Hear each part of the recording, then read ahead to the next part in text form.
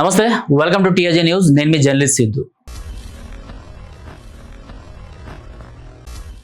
So ఇవాల్టి మన guest వచ్చేసి పొన్నా వెంకటరమణ. సో సోషల్ మీడియాలో అండ్ ఈ ఎస్ఆర్ గురించి ఈయన పేరు సెర్చ్ చేస్తే మీ అందరికీ ఈజీగా తెలిసిపోతుంది. ఎందుకంటే ఎస్ఆర్ గురించి ప్రజల్లో అవగాహన తీసుకొస్తూ అసలు ఎస్ఐఆర్ ఏం చెప్తుంది, ఏం చేస్తున్నారు, ఓల్డ్ సిటీలో ఎస్ఐఆర్ని అడ్డు పెట్టుకొని రాజకీయ నాయకులు ఎవరైతే ఉన్నారో ఓవైసీ బ్రదర్స్ వాళ్ళు చేస్తున్న ఆకృత్యాల్ని ఎప్పటికప్పుడు ఎండగడుతూనే ఉన్నారు. సో ప్రెసెంట్ అన్న మనతో పాటు స్టూడియోలో ఉన్నారు. ఆయన అడిగి మరిన్ని విశేషాలు దీని గురించి తెలుసుకుందాం. అన్న నమస్తే. నమస్తే అన్న, జై శ్రీరామ్. సో చాలా రోజుల నుంచి చూస్తున్నా. సో ఎస్ఆర్ గురించి మనం మాట్లాడుకోబోతున్నాము. అసలు ఎస్ఐఆర్ ఏంటి అనేసి చాలా మందిలో ఒక డౌట్ ఉంది. అండ్ ఓల్డ్ సిటీలో వచ్చేసరికి ఈ డౌట్ చాలా మందికి అర్థం కాని విధంగా, అంటే ఈజీగా ఉన్న సబ్జెక్ట్ని కూడా మల్చేసి ఎస్ఆర్ అంటే ఏదో మీకు సంబంధించిన అఫిడవిట్లు లేకపోతే మీకు సంబంధించిన పేపర్స్ ఇవన్నీ చేంజ్ చేస్తారు, ఆ తర్వాత మిమ్మల్ని ఇండియాలో ఉండనివ్వరు అనేసి ఒక రకంగా వాళ్ళని భయభ్రాంతులకు గురి చేస్తున్నారు. సో మీరు ఎస్ఆర్ కి సంబంధించిన 9 డిస్ట్రిక్ట్స్ కూడా మీ చేతిలో ఉన్నాయి అండ్ వాటి గురించి అవగాహన కల్పించాల్సిన అవసరం కూడా మీకే ఉంది. బీజేపీ నుంచి అలాంటి పదవులు మీకు ఇచ్చారు కాబట్టి మీరేం చెప్పాలనుకుంటున్నారు? అంటే ఎస్ఆర్ అంటే ఏంది? ఫస్ట్ ఎస్ఐఆర్ అంటే స్పెషల్ ఇంటెన్సివ్ రివిజన్. ఇది ప్రతి 20 సంవత్సరాలకు ఒక్కసారి కేంద్ర ఎన్నికల కమిషన్ నిర్వహించే ప్రక్రియ. ఈ ప్రక్రియలో ఇప్పుడు 2002లో జరిగినాక ఇప్పుడు జరిగింది. 20లో జరగాల్సింది 2020లో, అప్పుడు కోవిడ్ వల్ల జరగలేదు, ఇప్పుడు జరుగుతుంది. ఇది ఈ ఎస్ఐఆర్ లో ప్యూరిఫికేషన్ అవుతుంది. ఒక ఓటర్ లిస్ట్ అనేది చనిపోయిన ఓటర్లని ఐడెంటిఫికేషన్ చేయడము, షిఫ్ట్ అయిన వాళ్ళని ఐడెంటిఫికేషన్ చేయడము, డూప్లికేట్స్ ని ఐడెంటిఫికేషన్ చేయడము, ఇవన్నీ కూడా ఐడెంటిఫికేషన్ చేసి డూప్లికేట్ ఓట్స్ ని తొలగించడం, చనిపోయిన వాళ్ళని తొలగించడం, షిఫ్ట్ అయిన వాళ్ళని తొలగించడము, కొత్త వాళ్ళని చేర్చడము, పాత ఓటర్ ని ఫోటోస్ ఏవైతే ఉన్నాయో ఆ పాత ఫోటోస్ తీసేసి కొత్త ఫోటో అప్లోడ్ చేయడము ఓటర్ కి సంబంధించింది. మళ్ళా ఒక ఓటరు ఇప్పుడు ప్రజెంట్ ఉన్న ఓటర్ ని తన కుటుంబ సభ్యుల ఓట్లతోని అనుసంధానం చేయడము, ఈ విధంగా జరుగుతుంది ఎస్ఐఆర్. గతంలో ఇంత పటిష్టంగా జరగలేదు. ఇప్పుడు కొద్దిగా పటిష్టంగా జరుగుతుంది. అంటే 2020లో అంటే గతంలో బీజేపీ ఉంది, పటిష్టంగా జరగలేదు. 20 సంవత్సరాలకు ఒకసారి జరుగుతుంది. ఇది 2002లో జరిగింది. ఓకే, 2002లో జరిగింది. 2002లో జరిగింది. తర్వాత ఇప్పుడే జరుగుతుంది. 2020లో జరగాల్సింది కోవిడ్ వల్ల వాటి వల్ల కొద్దిగా జరగలేదు, ఇప్పుడు జరుగుతుంది. ఎప్పుడైతే ఎస్ఐఆర్ అనేది ప్రక్రియ ప్రారంభం అవుతుంది, ఈ ప్రక్రియ ప్రారంభం కాగానే ఇంకోటి మనం అర్థం చేసుకోవాలి, షార్ట్ పీరియడ్ లో సెన్సస్ వస్తుంది, అంటే సెకండ్ డీలిమిటేషన్ ప్రాసెస్. అయితే ఈసారి ఎస్ఐఆర్ ఏంటంటే చాలా పటిష్టంగా తీసుకొని చేస్తారు. ఏ మాత్రము పోయిన వస్తా ఎస్ఐఆర్ లో ఒక్కరికి ఒకే ఓటు, రెండో ఓటు అనేది ఎట్టి పరిస్థితులు ఉండదు. ఇప్పటి వరకు ఎంఐఎం పార్టీ ఏదైతే ఓఎస్సీ బ్రదర్స్ హైదరాబాద్ లో చేశారు, హైదరాబాద్ లోనే కాకుండా మిగతా జిల్లాలలో ఎక్కడైతే ఈ మున్సిపల్ కార్పొరేషన్స్ ఉన్నాయి అక్కడ ఏ విధంగా అయితే బోగస్ ఓట్స్ సృష్టించారు, మీరు ఆశ్చర్యపోతారు. స్టేట్ మొత్తంలో ప్రతి అసెంబ్లీలో మైనారిటీ ఓట్లు మినిమం 20,000 ఉన్నాయి. ఎప్పటి వరకు ఇది బిఫోర్ ఎస్ఐఆర్. మీరు ఈ ఆఫ్టర్ ఎస్ఐఆర్ మీరు ఆశ్చర్యపోతారు, ఎంటైర్ స్టేట్ లో బిలో 15,000 ఉంటాయి. ఇప్పటి వరకు ఈ బోగస్ ఓటింగ్ ఎంతైతే పోలింగ్ అయిందో నెక్స్ట్ ఆ డిఫరెన్స్ మీరు చూడబోతారు. ఒక ఎగ్జాంపుల్, ఒక 20,000 ఒక నియోజకవర్గంలో మైనార్టీ ఓట్లు పోలేని అంటే అప్పుడు హిందూ ఓట్స్ స్టార్టింగ్ 1 నుంచి వస్తుంది. నెక్స్ట్ ఎట్లుంటది అంటే 10,000 బిలో 10,000 వాళ్ళ ఓటింగ్ పర్సంటేజ్ ఉంటుంది. ఇప్పటి వరకు దొంగ ఓట్లతోనే డిసైడింగ్ ఫ్యాక్టర్ అయ్యారు వాళ్ళు. అది గ్రేటర్ హైదరాబాద్ లో కానివ్వండి, మళ్ళా కరీంనగర్ లో కానివ్వండి, నిజామాబాద్ లో కానివ్వండి, మహబూబ్ నగర్ లో కానీ.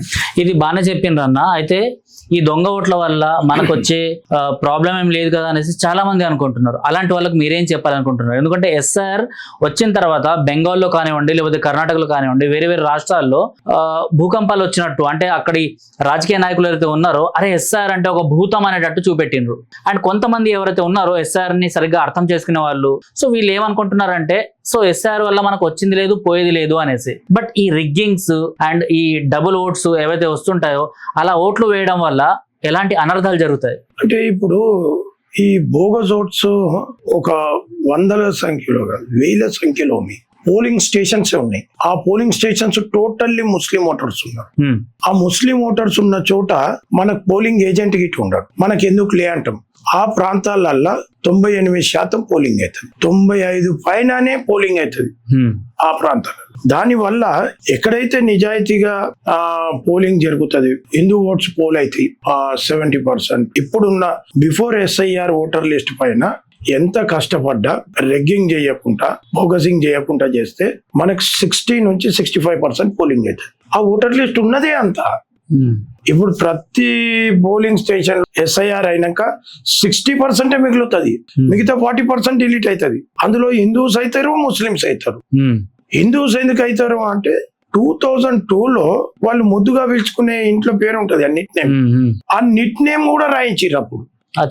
ఇప్పుడు అప్పట్లో 2002లో నిట్ నేమ్ తోని ఓటర్ ఐడి చేయించారు. అంటే ఇప్పుడు తండ్రి పేరు కృష్ణ ఉన్నదా, అప్పుడు యాదయ్య, అట్లా నిట్ నేమ్ తోని పెట్టిరు. అప్పుడు ఇట్లా హిందూ ఓట్స్ పెద్ద సంఖ్యలో ఈసారి డిలీట్ అవుతాయి. ఇకపోతే హైదరాబాద్ పార్లమెంట్ లో అంటారు కదా, ఈ ముఖ్యంగా రోహింగ్యా ముస్లింలది ఉన్నది. నేను 2018లో ఎంపీ ఎలక్షన్ కి ముందు లక్ష్మణ్ గారు ప్రెసిడెంట్ ఉన్నప్పుడు రోహింగ్యా ముస్లింలకు సంబంధించిన ఓటర్ ఐడీలు ఐడెంటిఫికేషన్ చేసిన. ఓటర్ ఐడీలు, పాస్పోర్ట్లు, Aadhaar card with photo ID number తో సహా ఐడెంటిఫై చేసి మేము స్టేట్ ప్రెసిడెంట్ కి ఇచ్చినాం. వారు నన్ను తీసుకెళ్లి కేంద్ర ఎన్నికల కమిషన్, రాష్ట్ర ఎన్నికల కమిషన్, DGPకి ఇచ్చినాం. ఇలాంటి వాళ్ళందరూ కూడా ఈసారి తప్పించుకునే ప్రసక్తి లేదు. ఇది ఎందుకు అంటే 2025లో ఒక ఓటర్ ఉన్నాడు, నా పేరు ఉన్నది. 2025 ఓటర్ లిస్ట్ లో నా పేరు ఉంటే, నేను 1987కు ముందు పుట్టినట్టయితే ఖచ్చితంగా నాకు 2002 ఓటర్ లిస్ట్ లో నా పేరు ఉంటుంది. 2025లో నా ఓటర్ ఐడిని 2002తోని అనుసంధానం చేస్తాను. అనుసంధానం చేసినప్పుడు నేను ఎటువంటి డాక్యుమెంట్ ఇవ్వాల్సిన అవసరం లేదు. ఒకవేళ 2002 ఓటర్ లిస్ట్ లో నా పేరు లేదు, 2025లో మాత్రమే ఉన్నది, అప్పుడు ఏం చేయాలంటే 2002లో మా తండ్రి గారు పేరు చూడాలి, వారి ఓటర్ ఐడితో అనుసంధానం చేయొచ్చు. మా తండ్రి లేకపోతే మా తల్లి గారిది, లేకపోతే మా తండ్రి వాళ్ళ తండ్రి అంటే మా తాతగారు, మా నాయనం, ఈ నలుగురితోని అనుసంధానం చేయొచ్చు. ఈ నలుగురు కూడా లేరు అంటే నేను ఖచ్చితంగా 13 డాక్యుమెంట్స్ లా 2 డాక్యుమెంట్స్ సబ్మిట్ చేయాలి. ఒకటి ఆధార్ కార్డు, రెండోది మనం ఎక్కడైతే రెసిడెన్స్ ఉంటున్నామో ఆ రెసిడెన్స్ ఐడి. ఈ విధంగా మనం అనుసంధానం చేస్తే ఒక వ్యక్తికి ఒకే ఓటు ఉంటది.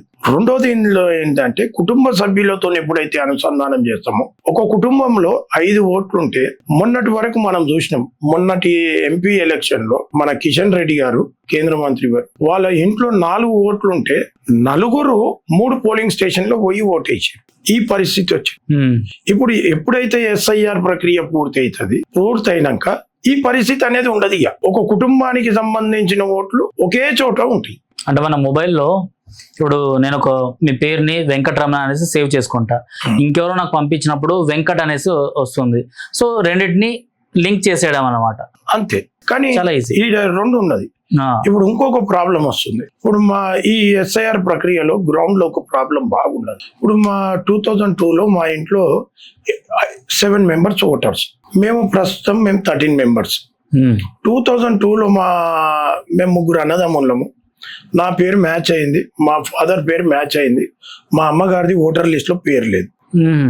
మా బ్రదర్, రెండో బ్రదర్ ఉన్నాడు, వాని పేరు P. Santosh Kumar, son of Sudarshan, present voter list లో.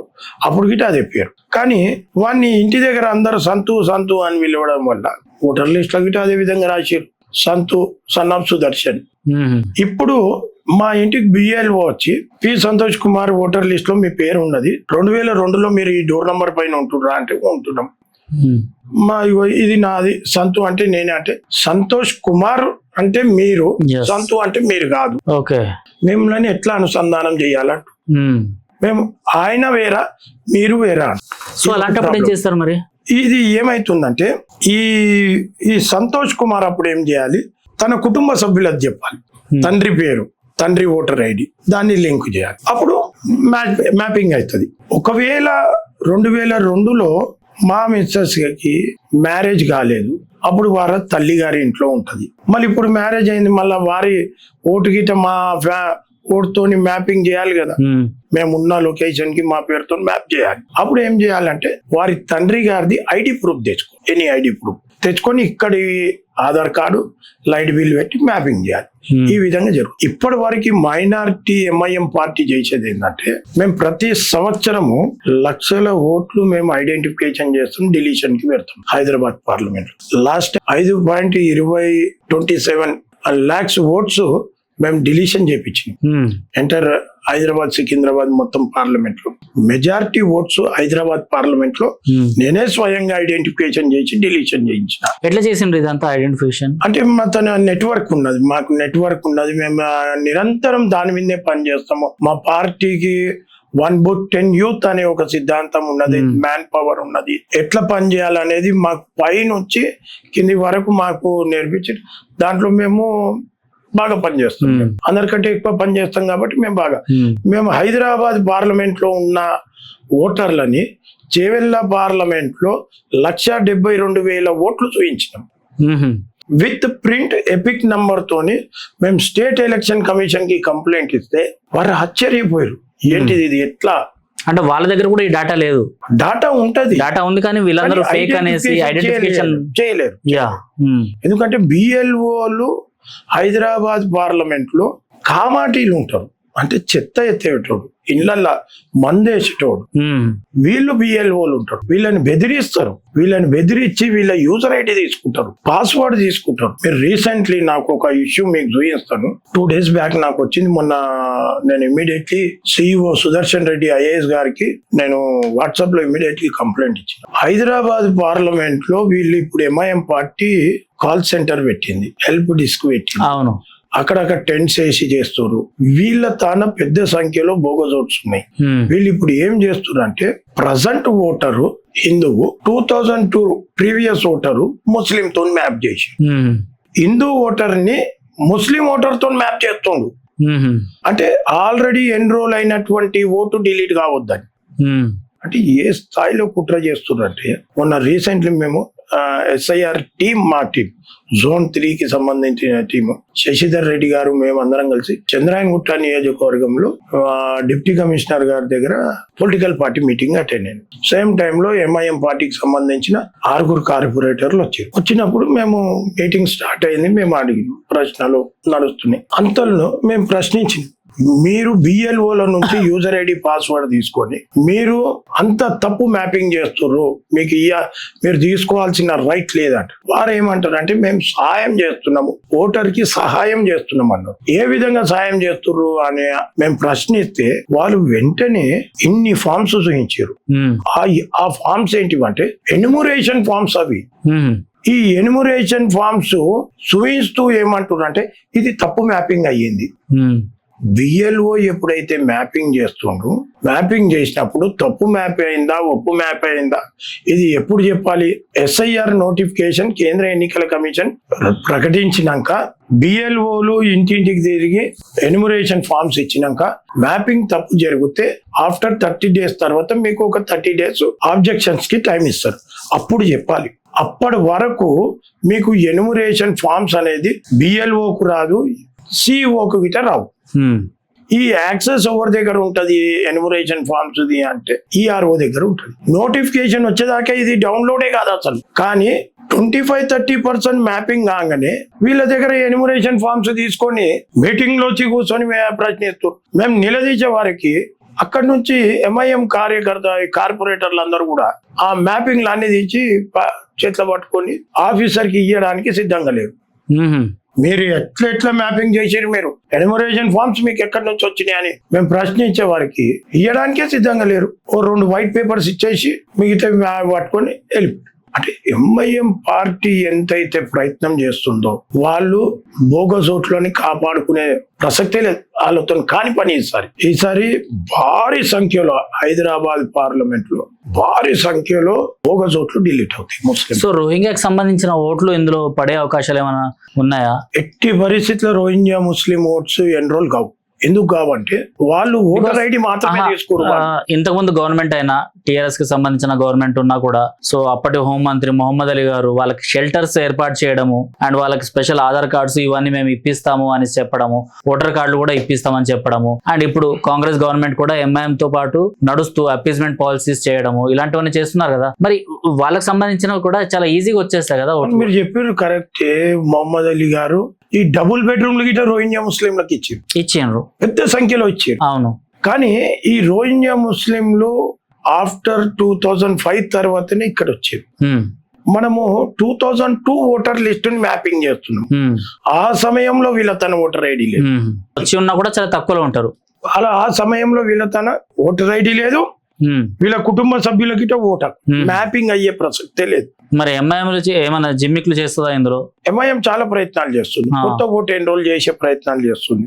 ఇప్పుడు ప్రజెంట్ ఆధార్ కార్డులు పెట్టే ప్రయత్నం చేస్తుంది, ఆధార్ కార్డులు లైట్ బిల్స్ పెట్టే ప్రయత్నం చేస్తుంది. కానీ అక్కడ గిట్ట చూస్తున్నారు అంటే ఏజ్ న్యూ ఓటర్స్ ఏజ్ ఎంత ఉంటదండి, 18 to 25 లోపు. 8 అంటే 7 years వరకు ఓటు వేయకుండా ఉండడు కదా, ఏ ఓటర్ ఉండడు. వాటిని చాలా స్ట్రిక్ట్ గా చూస్తున్నాం. పొలిటికల్ పార్టీస్ మీటింగ్ లో కానివ్వండి, వాటి చాలా స్ట్రిక్ట్ గా చూస్తున్నాం. అందరూ అబ్జర్వేషన్ చేస్తున్నారు, దానికి ఎక్స్ప్లెనేషన్ ఇవ్వాలి. ఎందుకు ఇప్పటి వరకు నీకు ఓటు ఎన్రోల్ కాలేదు, వాటిని చాలా టైట్ చేస్తున్నారు. చాలా మటుకు ఓట్స్ రిజెక్ట్ అవుతున్నాయి. ఎప్పుడైతే ఎస్ఐఆర్ నోటిఫికేషన్ రాగానే ఈ ఫామ్ 6, 7, 8 అనేది ఫ్రీజ్ అయిపోతుంది. ఇప్పుడు 2026 నాడు ఫైనల్ పబ్లికేషన్ ఇవ్వలేడు, 2025 ఇప్పుడు పబ్లికేషన్ అవుతుంది. ఈ పబ్లికేషన్ కాగానే ఫ్రీజ్ అయిపోతుంది. ఫ్రీజ్ అయిపోయినాక ఇవన్నీ కూడా వాటిపైనే జరుగుతుంది. కాబట్టి ఈ ఫైనల్ పబ్లికేషన్ అయినాక ఎస్ఐఆర్ ఫైనల్ పబ్లికేషన్ మళ్ళీ ఫామ్ 6 వస్తాయి. సో ఈసారి మాక్సిమం ఎన్ని ఓట్లు తగ్గే ఛాన్సెస్ ఉన్నాయి ఎంఐఎం లో, లేకపోతే ఇటు హిందూ ఓటర్స్ అయినా కానివ్వండి, ఆల్ ఓవర్ తెలంగాణ స్టేట్ చూసుకుంటే మీకు ఇచ్చిన 9 ఏవైతే జిల్లాలు ఉన్నాయో ఆ జిల్లాలకు సంబంధించిన ఓట్లు తీసుకుంటే మాక్సిమం ఎంత? ఇప్పుడు పెద్ద సంఖ్యలో అంటే ఒకటి హైదరాబాద్ పార్లమెంట్ లో ముస్లిమ్స్ డామినేటెడ్ ఓటర్స్ ఉండే ఇప్పటి వరకు. ఇప్పుడు హిందూస్ వారి బరాబర్ అవుతారు, బోగస్ ఓట్స్ డిలీట్ అవుతాయి. సేమ్ టైం హిందూ ఓట్స్ గిట్ట పెద్ద సంఖ్యలో డిలీట్ అవుతాయి. హిందూస్ అందరు కూడా మ్యాపింగ్ చేసుకోవాలి. ఇంకా ఆ సీరియస్నెస్ అనేది హిందువులలో ఇంకా రాలేదు. మేము అవేర్నెస్ చేస్తున్నాం, డోర్ టు డోర్ వెళ్తున్నాయి, చెప్తున్నాం.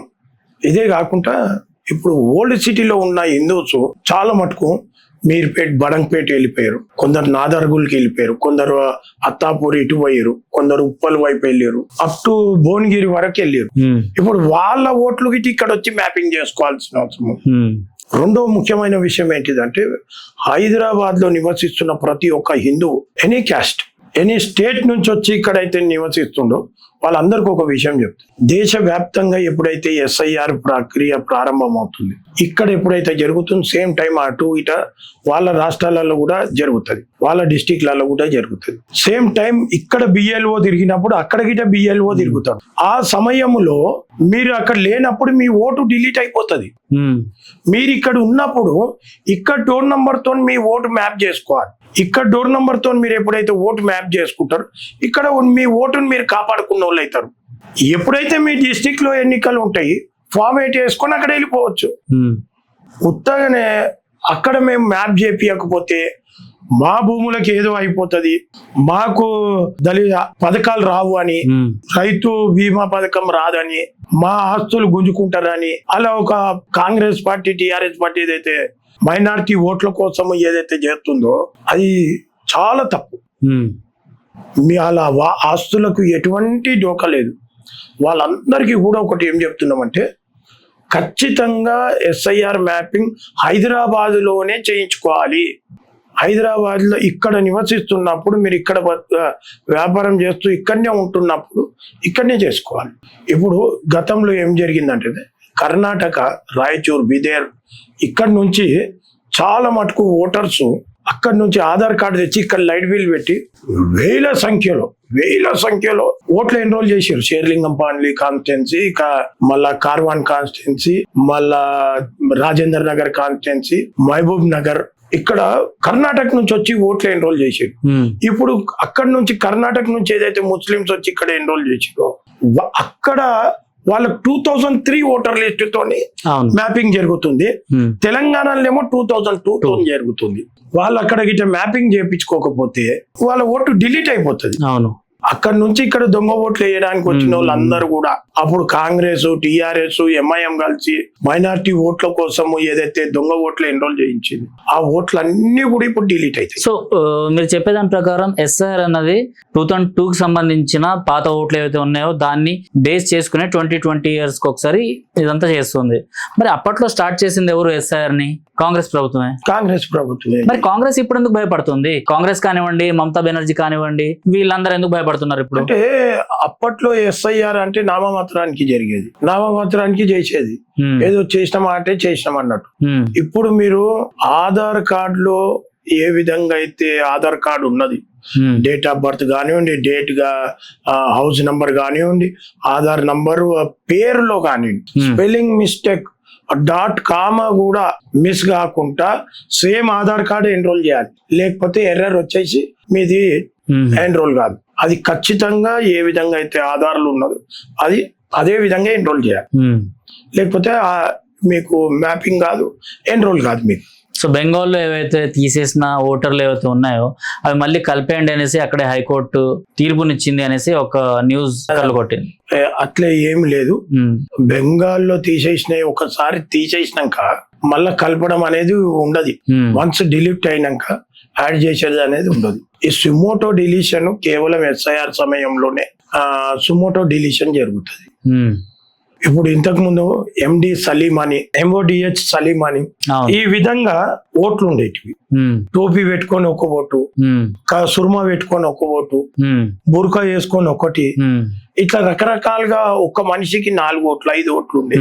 5 ఓట్లు గిట్ట వాళ్ళే పోల్ చేసేది. మీరు ఈసారి హైదరాబాద్ పార్లమెంట్ లో ఆఫ్టర్ ఎస్ఐఆర్ మీరు కార్వాన్ కాన్స్టిట్యున్సీ కానీ, చంద్రాన్ గుట్ట కాన్స్టిట్యున్సీ కానీ చాలా పెద్ద సంఖ్యలో డిలీట్ అవుతాయండి. చంద్రాన్ గుట్ట కాన్స్టిట్యున్సీలో 40,000 డోర్ నంబర్ల పైన 40,000 ఓట్లు మాత్రమే ఉన్నాయి. అంటే ఒక డోర్ నంబర్ కి ఒకే ఓటు ఉన్నది, ఒకే వ్యక్తి ఉన్నాడు. అది ఎట్లా పాసిబుల్ అవుతుంది? ఆ 40,000 డోర్ నంబర్లు ఒక్కడు కూడా మున్సిపల్ ట్యాక్స్ కడతలేడు.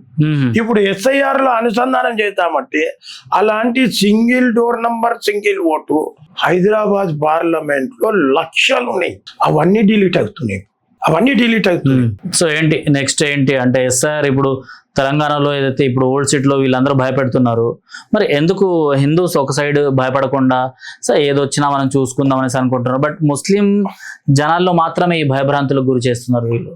హిందువులకు ఒకటి ఏంటిదంటే ఇప్పుడు పురుషత్తుకున్నారు, మన వాళ్ళకు అలవాటు ఒకటి ఉన్నది, వచ్చే లేపేదాకా ఎవరు అంటే గవర్నమెంట్ ఇస్తున్నా కూడా వాళ్ళకి అర్థం కావట్లేదు. గవర్నమెంట్ ఇక్కడ స్టేట్ గవర్నమెంట్ ఎంత ప్రచారం చేయాలనో అంత ప్రచారం చేయట్లేదు. అసలు ఎస్ఐఆర్ పైన గవర్నమెంట్ అనేది స్పష్టం చేస్తలేదు. ఎట్లా ప్రచారం చేయాలి అట్లా ప్రచారం చేస్తలేదు. ఇక్కడ తెలంగాణ చేయాలి కదా, చేయాలి.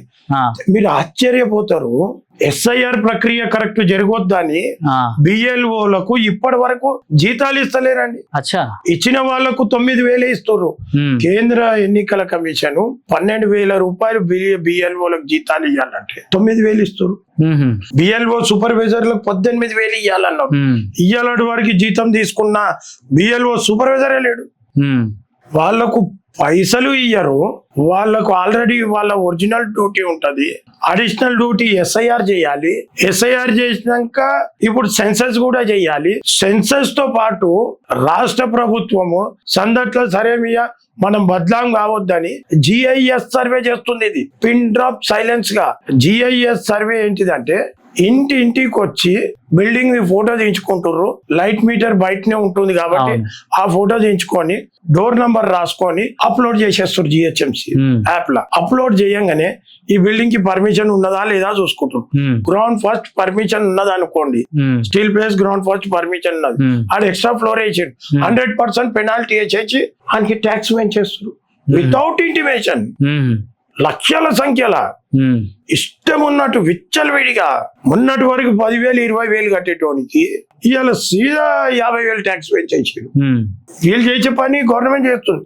కానీ ఎస్ఐఆర్ విషయంలో మాత్రం గవర్నమెంట్ ఎటువంటి పబ్లిసిటీ చేస్తలేరు. గుచ్చేటు రాష్ట్ర ముఖ్యమంత్రి మొన్న ఎన్నికల ప్రచారంలో ఏం చెప్తాడంటే, ఓటు అనుసంధానం చేసుకోకపోతే భూములు గుంజుకుంటారు, దేశాన్ని నుంచి ఎలగొట్టేస్తారు, మనని బతకనియ్యరు, మన ఓట్లు డిలీట్ అయిపోతాయి, ఈ విధంగా రెచ్చగొడుతుంది. వాస్తవం చెప్పాల్సిన ముఖ్యమంత్రి ప్రభుత్వమే ఈ విధంగా ఉంటే మైనారిటీ ఓట్ల కోసము, రాజకీయ భవిష్యత్తు కోసము, ఎంఐఎం కళ్ళల్లో సంతోషం కోసము ఈ ముగ్గురు పార్టీలు టిఆర్ఎస్ కానీ, కాంగ్రెస్ కానీ, ఎంఐఎం కానీ కలిసి ఎస్ఐఆర్లా తప్పించుకునే ప్రయత్నం చేస్తుంది. కానీ నా మున్కిన్ కోయి भी नहीं बचेगा इनला.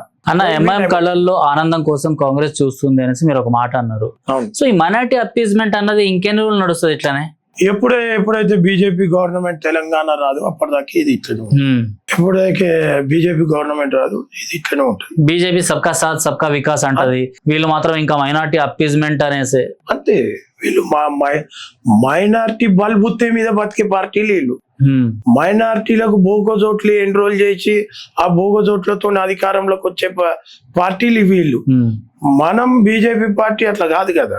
మనం బాజాబ్తా చెప్తాం, మేము ఏ మతానికి వ్యతిరేకం కాదు, మా పార్టీ హిందూ ధర్మానికి సంబంధించిన పార్టీ, మేము ఖచ్చితంగా హిందూ ధర్మాన్ని మేము గౌరవిస్తాం, ఇతర మతాలని గిట్ట గౌరవిస్తాం, కానీ మతం పేరుతోని మేము రాజకీయాలు చెయ్యమని చెప్తాం. రైట్. ఎస్ఆర్ కాస్త పక్కన పెడదాం. ఎస్ఆర్ ఎంతైతే జనాల్లోకి తీసుకెళ్ళినరో అది డీలిమిటేషన్ దగ్గర ఎందుకు తీసుకెళ్ళలేకపోయింది గవర్నమెంట్? అంటే డీలిమిటేషన్ మీరు చూడండి సార్, డీలిమిటేషన్ చాలా బాగుంటుంది. డీలిమిటేషన్ బిల్లులో విపక్షాలు ఎందుకు సక్సెస్ అయినా ఇందులో, అంటే దీన్ని ఓడగొట్టడానికి? మొన్న అది చాలా బ్యాడ్ లక్. అది నారీ శక్తికి మన మోడీ గవర్నమెంట్ ఏదైతే అవకాశం ఇచ్చింది, మహిళలు చట్టసభలో ఉండాలి. ఇప్పుడు ఒక మనిషికి ఒక ఇల్లు మంచిగా కావాలంటే ఇంట్లో మహిళలే కారణం, ఒక తల్లి కారణం. ఒక కొడుకు మంచిగా కావాలన్నా తల్లి మార్గదర్శి. అట్లా మహిళలు కూడా అవకాశం ఇవ్వాలని చెప్పేసి చట్టసభలో అవకాశం ఇవ్వాలని వాళ్ళకు 33% మనం సీట్లని రిజర్వేషన్ కల్పించి సీట్లను పెంచుతుంటే, ఈరోజు కాంగ్రెస్ ప్రభుత్వము ఇందిరాగాంధీ తర్వాత సోనియా గాంధీ తర్వాత ప్రియాంక గాంధీ, ఈ ముగ్గురు మాత్రమే ఉండాలి చట్టసభలో. ఇంకా మహిళలు వచ్చినట్టయితే ఈ గాంధీ ఫ్యామిలీ అనేది, ఈ సోనియా గాంధీ, ప్రియాంక గాంధీ అనేది కనుమరుగైతారు. మళ్ళా ఈ సెక్యులర్ రాజకీయాలు చేసే వాళ్ళంతా కూడా కనుమరుగైతారు. మహిళలు ఎప్పుడైతే చట్టసభలకు వస్తారో, చదువుకున్న వాళ్ళు వస్తారు, ప్రతిభావంతులు వస్తారు, ఈ మహిళలు చెప్తే అర్థం చేసుకుంటారు. ఇవన్నీ కూడా పసిగట్టారు. ఇప్పుడు లాలూ ప్రసాద్ వాళ్ళ ఇంట్లో కుటుంబంలో చూస్తే మగవాళ్ళే ఎక్కువ, అఖిలేష్ యాదవ్ ఇంట్లో మగవాళ్ళే ఎక్కువ. ఉండొచ్చు, ఒకటి ఇద్దరు మహిళలు ఉండొచ్చు, కానీ ఈ ఫ్యామిలీ అనేది తగ్గిపోతుంది, వీళ్ళు కనుమరుగైపోతారు. ఈసారి డీలిమిటేషన్ లో మీరు చూడండి చాలా బ్రహ్మాండంగా ఉంటుంది. మొన్న కేంద్ర ప్రభుత్వం ఏదైతే అవకాశం ఇచ్చింది, చాలా మంచి అవకాశం ఇచ్చినుండే. సౌత్ కు 50% సీట్స్ పెంచడము అది చాలా మంచి అవకాశం. ఎప్పుడైతే సెన్సస్ 2026-27 సెన్సస్ పూర్తి అయినాక సెన్సస్ లెక్కల ప్రకారంగా డీలిమిటేషన్ జరిగితే సౌత్ కి చాలా అన్యాయం జరుగుతుంది. ఇది గ్రహించాల్సిన ఉండే. కానీ కాంగ్రెస్ బీజేపీని వ్యతిరేకించాలి, మహిళలది 33% రిజర్వేషన్ ని వ్యతిరేకించాలి, అది ఒక బీజేపీని ఓడగొట్టాలని ఒక అందరు కలిసి ఏదైతే కుట్ర చేసారో అది చాలా దురదృష్టకరం. అది చాలా చాలా బ్యాడ్. సో ఫైనల్ గా ఎస్ఆర్ గురించి మీరు ఒక మాటలో చెప్పాలి అనుకుంటే ఏం చెప్తారు వీక్షకులకి? నేను ప్రజలకు అందరికి ఒకటే కోరుతున్నా, ప్రతి ఒక్కరూ ఎస్ఐఆర్ నోటిఫికేషన్ రాకముందు, ఆల్రెడీ ఇప్పుడు ఎస్ఐఆర్ మ్యాపింగ్ ప్రక్రియ ప్రారంభమై 6 నెలలు అవుతుంది. ప్రజలందరూ కూడా మీ దగ్గరికి మీ బిఎల్ఓ రాకపోతే మీరు వెంటనే తమ దగ్గరలో ఉన్నటువంటి మున్సిపల్ కార్పొరేషన్ కి వెళ్ళాలి, లేకపోతే ఆన్లైన్ లో కూడా మీరు మ్యాపింగ్ చేసుకోవచ్చు. అక్కడ వెళ్ళి మీ కుటుంబ సభ్యుల ఓట్లతోనే అనుసంధానం చేసుకోండి. మీ కుటుంబ సభ్యుల ఓట్లు 2002 సంవత్సరంలో మీ ఓట్లు కనిపించకపోతే ఆధార్ కార్డు, లైట్ బిల్లు, ఒక పాస్పోర్ట్ సైజ్ ఫోటో తీసుకెళ్లి మీ దగ్గరలో ఉన్నటువంటి మున్సిపల్ ఆఫీస్ లో, GHMC జిహెచ్ఎంసీ లిమిట్స్ లో ఉంటే డిప్యూటీ కమిషనర్ ఆఫీస్ లో, లేకపోతే జిహెచ్ఎంసీ బయట ఉంటే కలెక్టర్ ఆఫీస్ లో, అక్కడ ఎస్ఐఆర్ క్యాంపెయినింగ్ కౌంటర్స్ ఉన్నాయి. అక్కడ పోయి మీరు మ్యాపింగ్ చేసుకోండి. ఎప్పుడైతే మీరు మ్యాపింగ్ చేసుకుంటారో రేపు మీ దగ్గరికి నోటిఫికేషన్ వచ్చినాక ఎన్యుమరేషన్ ఫార్మ్స్ తీసుకొని బిఎల్ఓ వచ్చినప్పుడు ఇదంతా కూడా ప్రింట్ అయ్యేసి వస్తుంది. మీరు కానీ ఇప్పుడు మ్యాపింగ్ చేసుకోకుండా మీరు లేజీనెస్ చేయడం వల్ల రేపు ఈ ఎస్ఐఆర్ మ్యాపింగ్ కేవలం 25 మాత్రమే మీ డీటెయిల్స్ ప్రింట్ అవుతాయి. మిగతా 2002 మీ ఫ్యామిలీ డీటెయిల్స్ ప్రింట్ కాకుండానే మీ దగ్గరకు వస్తాయి. దయచేసి ఇప్పుడు ప్రతి ఒక్కరూ తమ మున్సిపల్ కార్పొరేషన్ కి వెళ్ళి ఓటర్ మ్యాపింగ్ చేయించుకోవాలి. అధికారులకు సహకరించాలి. మీకు ఎవరికి ఎటువంటి డౌట్ ఉన్నా భారతీయ జనతా పార్టీ ఆఫీస్ లో కూడా హెల్ప్ సెంటర్ ఉన్నది, మళ్ళా వార్ రూమ్ ఉన్నది.